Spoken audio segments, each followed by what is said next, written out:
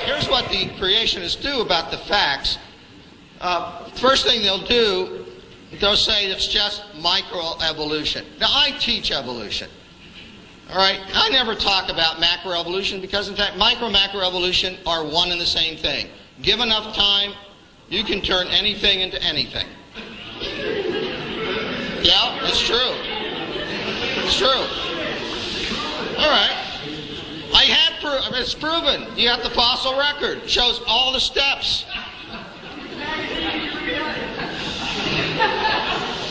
All right, so typically what the creationists do, they'll deny the existence of tens of thousands of transitional fossils. Go to a museum, look at the fossils yourself. They're there. First of all, fossils don't prove evolution. Okay? The fossil record is consistent with a story, a historical pattern. It's proven. You have the fossil record. It shows all the steps. Fossils don't prove evolution. And that's exactly what paleontologists work at. The fact that it's losing its legs and turning into a whale is not really, that's still an example for evolution. Yeah. Okay, go ahead. You can't go backwards. You can't go backwards? You can't go backwards because there's no backwards. There's no backwards for evolution. Right. Okay. There's no forward. There's no forward, there's no backward. Just everything stays the same. It's change. You're a creationist, man. Everything stays the same. But now if you find many fossils in the dirt, in fact, if you find millions of fossils in the dirt, That's proof of a flood. Now that's millions. That's millions.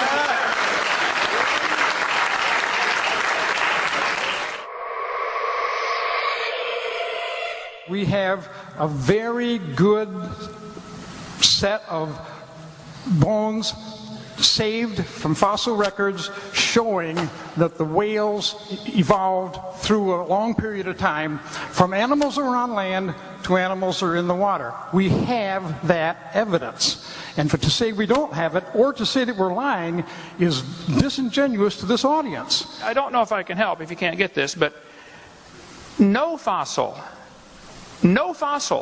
count as evidence for evolution. Well, first place, there's not enough to tell what it is. Secondly, you don't know that that is the ancestor of anybody.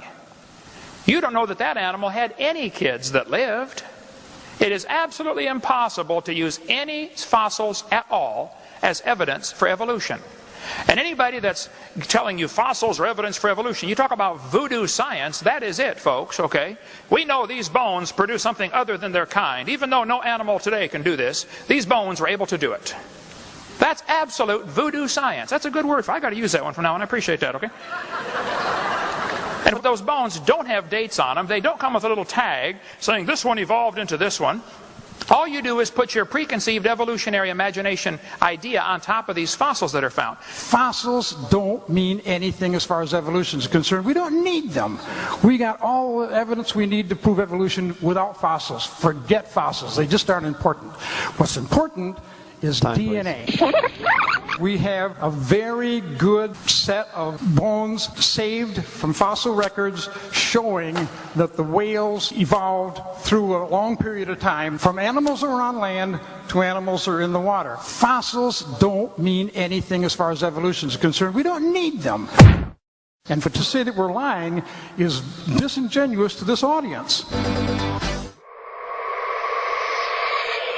And evolution, regardless of what Dr. Hovind says, is very much a part of that tradition. We are constantly revising. Tradition? You don't have to trust tradition. I mean, come on, there's different traditions all over the world. But we can trust science because science should be the same all over the world. You start from very simple life and eventually you get everything that we have around us, from elephants to alligators to chimpanzees and everything in between. According to Chen, the fossils he's discovered turned Darwin's tree of life upside down.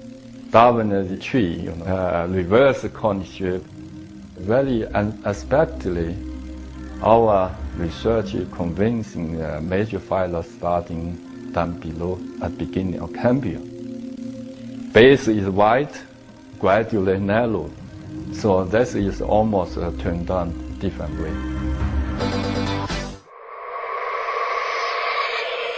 Hi, Dr. Hogan. Hi, I forgot your name now. What is it? My name is Michelle Markstein, and Michelle. I'm a postdoctoral fellow here in the Integrative Biology Department. I have a PhD in genetics. Here's an interesting fact. If you take and look at what's inside that banana and those dogs, they're awfully similar. Now, do you believe dogs are related to bananas?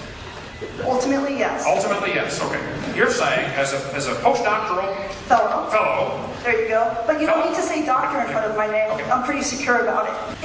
If God decided to use the mechanism of evolution to create human beings, you look nervous. To say that was a bad thing to do it. Calm down. It's okay. You know why I'm nervous? Because I don't have the rhetorical skills that you do. No. I am winning this argument because I'm right. No, I don't.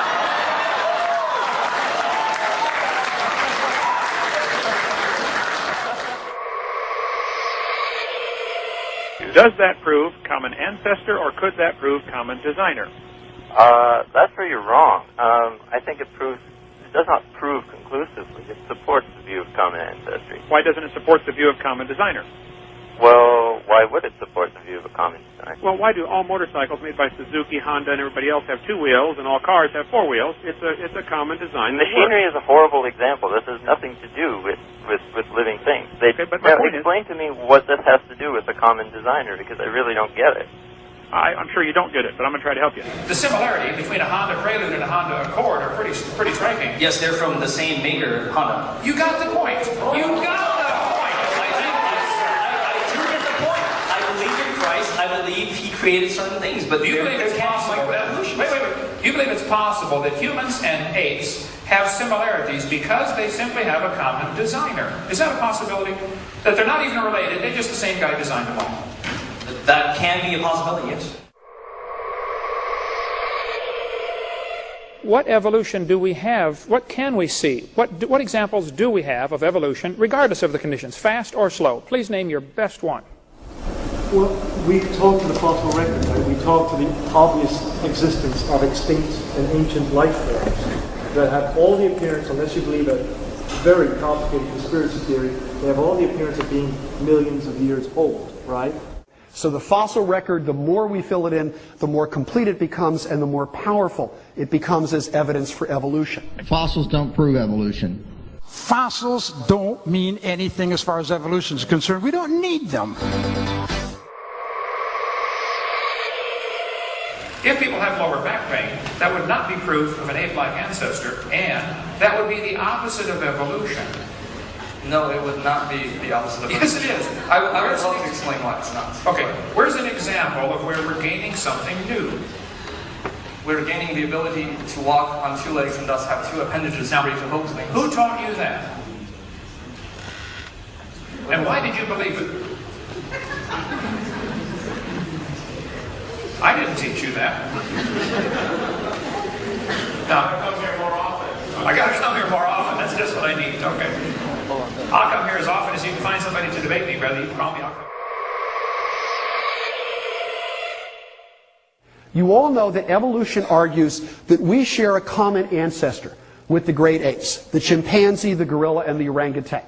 Well, if that's true, there should be genetic similarities, and in fact there are. So we have 46, they all have 48. That's very interesting. I would say I believe in a designer, but you know what? I don't believe in a deceptive one. I don't believe in one who would do this to try to fool us. And therefore, I think this is authentic, and it tells us something about our ancestry. Number of chromosomes is an interesting study. It is indeed true that chimps have 48, humans have 46. Tobacco also has 48.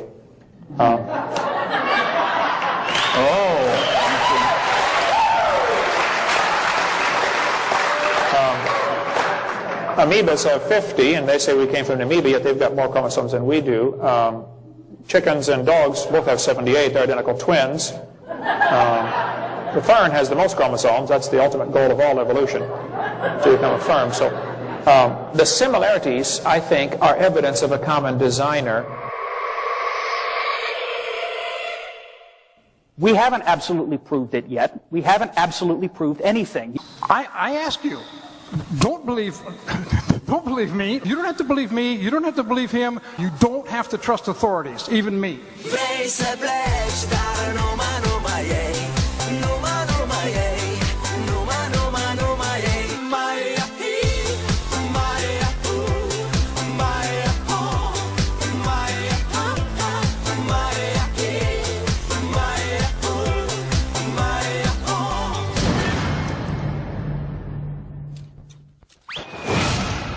would encourage you students to open your mind just a little bit and think about possibly, it could be, just like when people were taught the earth was flat and later they found out, oops, that's wrong. And somebody taught, oh, well, big rocks fall faster than little rocks because Aristotle says so. That was taught for 2,000 years, and it's wrong. And some of you are being taught in this university that you evolved from a rock 4.6 billion years ago.